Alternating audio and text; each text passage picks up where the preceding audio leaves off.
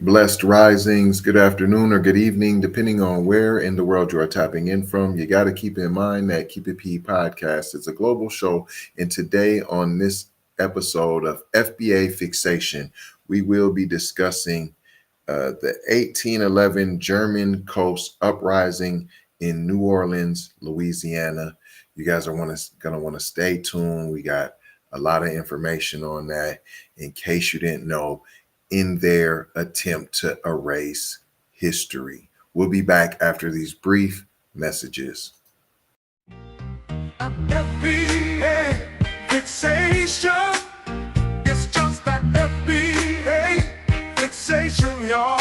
Woo! Welcome back. Have you heard of the 1811 German Coast Uprising in New Orleans, Louisiana?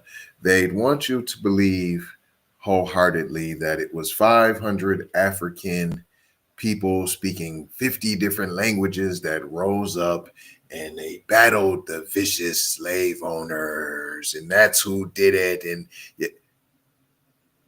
listen, why didn't you do that where you was at?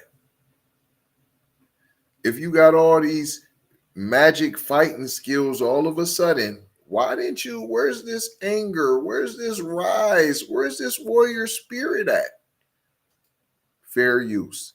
Keep that in mind as we're watching this. I will try to let it play all the way through, but I will have to interject to give you some information in context.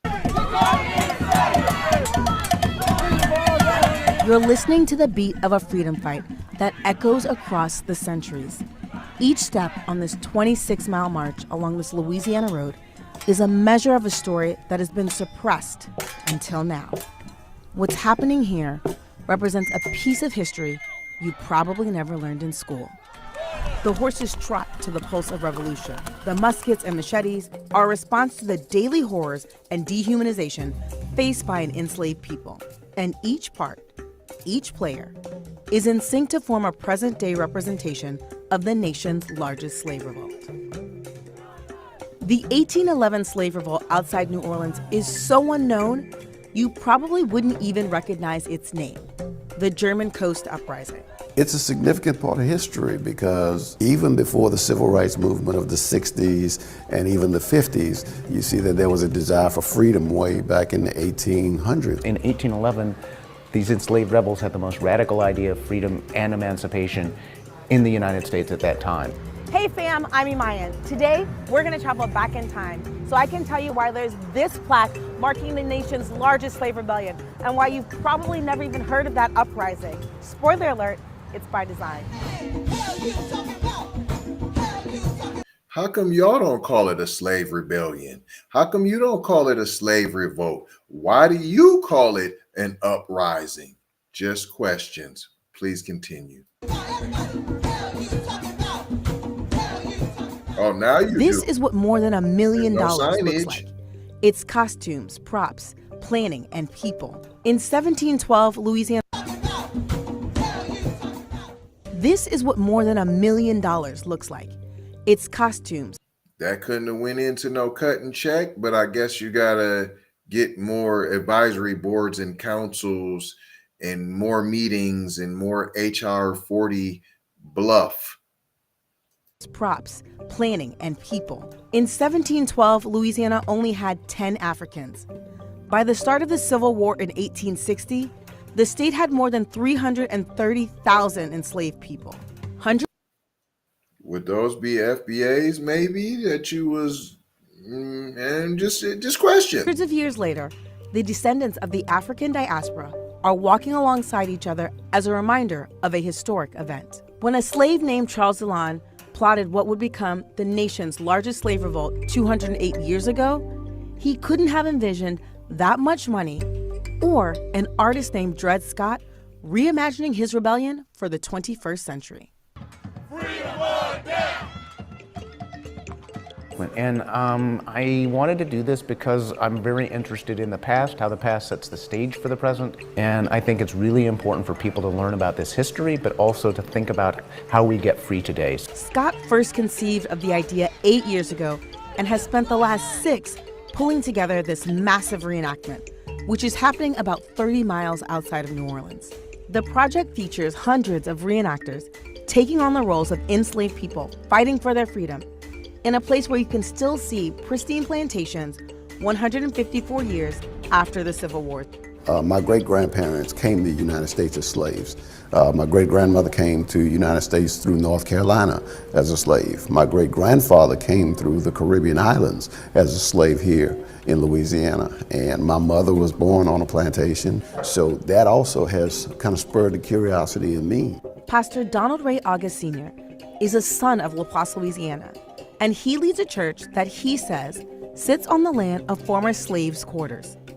He'll be a reenactor in this event, and though the rebellion happened in his hometown, he hadn't learned about it until he was far into adulthood. I don't remember ever hearing anything about the 1811 slave.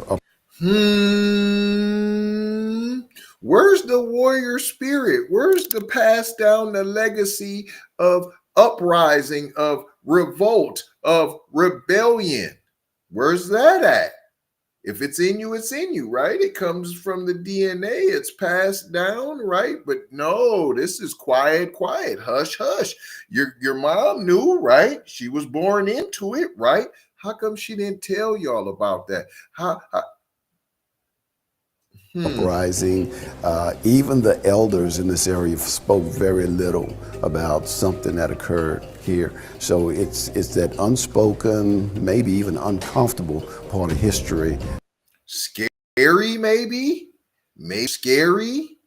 That many people didn't want to delve into. Today, the place where enslaved people gathered arms is marked with roadways and refineries.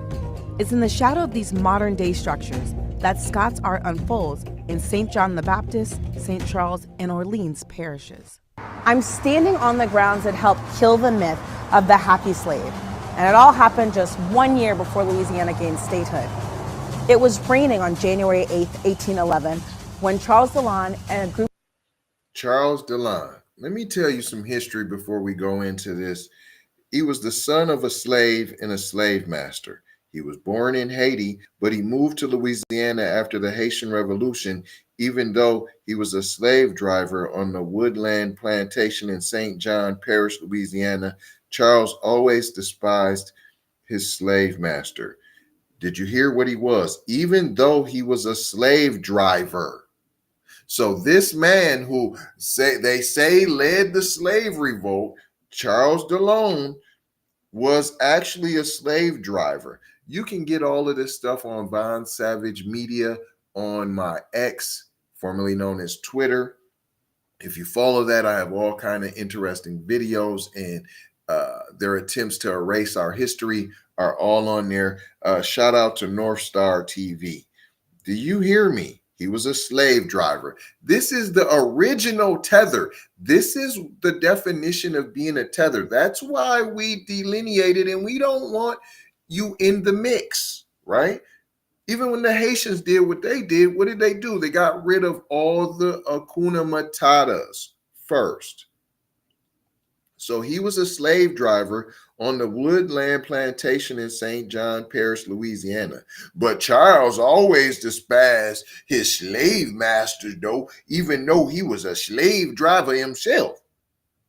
Charles was inspired by the Haitian Revolution, and on the evening of January 8th, 1811, Charles and 25 other slaves went into the big house and killed Manuel's son Gilbert and wounded Manuel Andre, but he ended up escaping. He went to another slave master's house to warn him.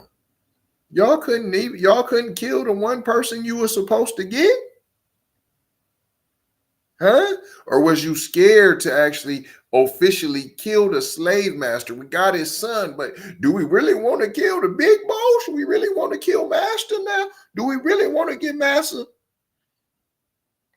Charles and the slaves raided the basement, was now armed with pikes, axe, shovels, and a few rifles, and they also stole the uniforms and began to march down river to establish Black independence in New Orleans. They beat on drums and chanted freedom or death.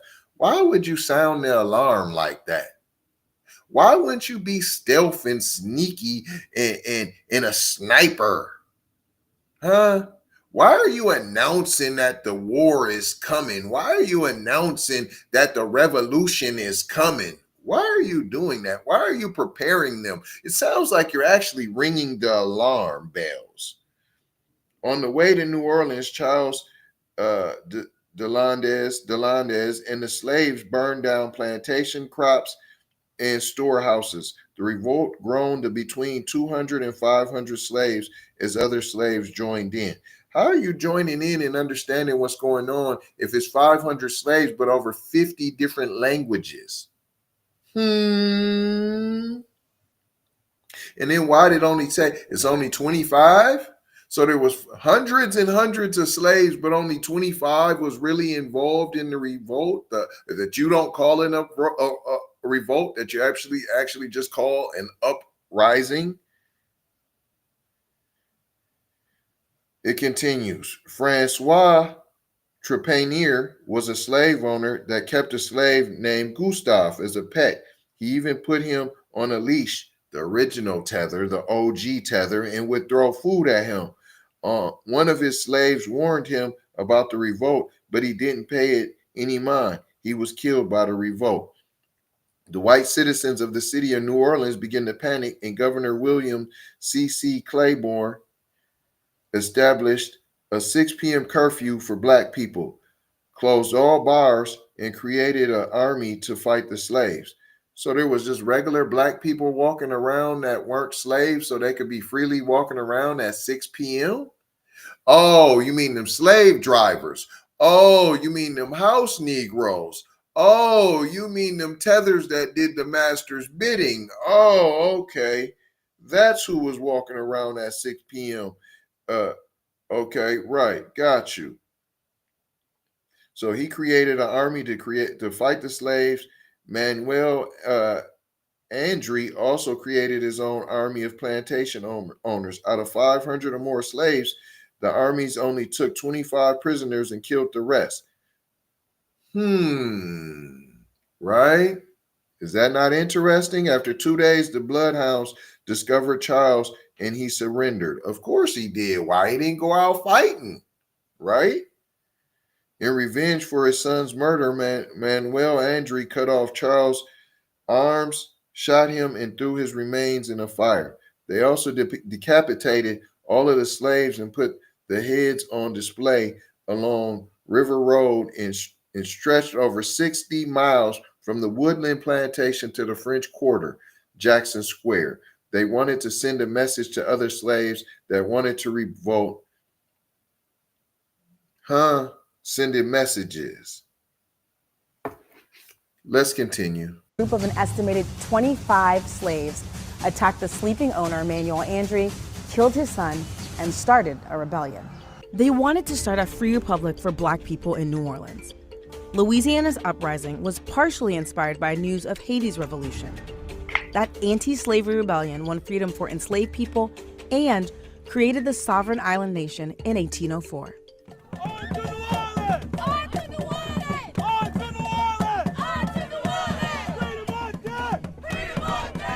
What does it feel like to be dressed up and embody the spirit of one of these rebels who was enslaved and fighting for freedom? This is just like wearing a mask that gives that energy. I can walk until tomorrow. I will not feel tired. I'm telling you. Ibrahim Asek is one of the people who advised Scott as he organized this project. As the director of research for the Woodland Plantation, he spent his entire career studying the transatlantic slave trade. And he says it's his duty to educate people. Why? So you can go around and say, I know black, I African, you know, I not one of you, you different. You in a kata.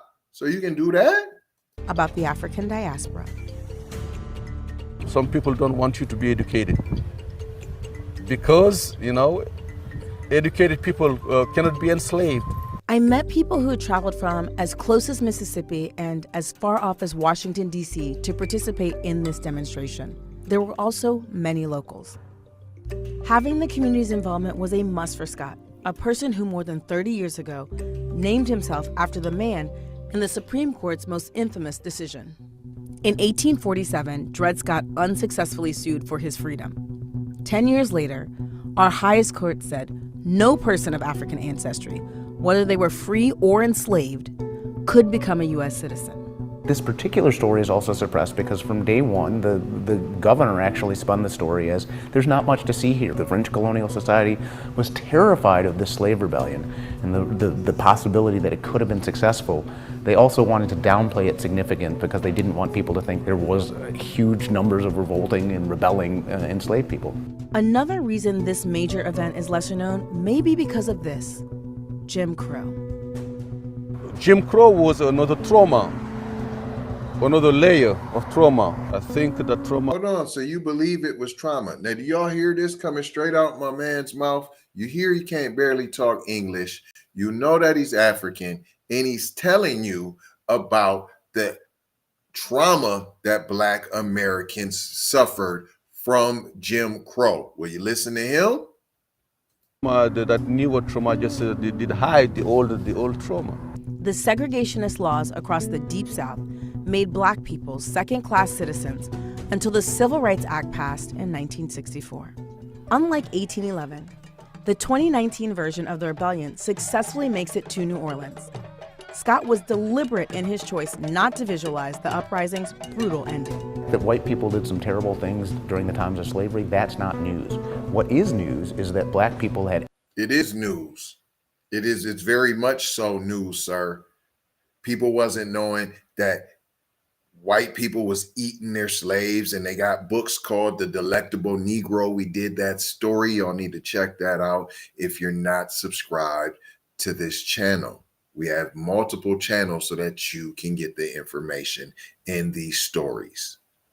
agency and self-determination, and were fighting for freedom. In reality, some enslaved people were able to escape.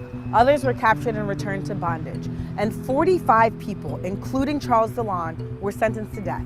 Their heads were placed on poles alongside the river levee from New Orleans to La Place to serve as a...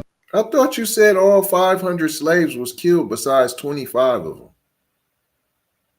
gruesome warning and reminder: another slave uprising would not be tolerated. They were able to formulate a plan and to carry it out, even though it did not end completely successful, but they had the desire to even try. So that exemplifies a lot of courage. In Scott's historical adaptation, the rebellion ends in this jubilant celebration. There's dancing and joy, and a direct connection to some of today's biggest issues. You don't see no twerking. We don't have those same obstacles today, and yet we need to fight in as determined a way as they did. We do got obstacles. Quite a few, sir.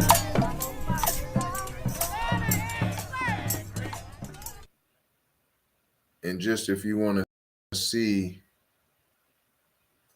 let me show you something real quick. This is the reenactment and the representation that they showed right here. This is the memorial that they have where people can go look at and fondle their pee-wee, right? Because they're getting off on the Negro trauma porn. But this is just another way to erase history. But I'm not going to hold you. I'm just going to mold you, fold you, and scold you about being off code. Going to leave you with 4 words as we always do around this time. Subscribe for the vibe, like for the spike, comment your vomit, and share if you care, if you dare to get Black empowerment everywhere. We are on all of the platforms: Apple, Spotify, YouTube, Twitter, Instagram, TikTok, Snapchat, Facebook. Come and take a look. You might get hooked. Don't get shook by the fake Keep It P podcasts that are out there. Love, peace, blessings, and Maloha. I gotta go how for show how. You already know how. Big brother like Bright Supremo Mike T signing off. FBA fixation. It's just that FBA fixation, y'all.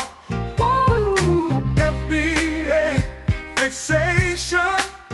I'm telling you what I know right now. Oh, FBA fixation. Oh, it's a FBA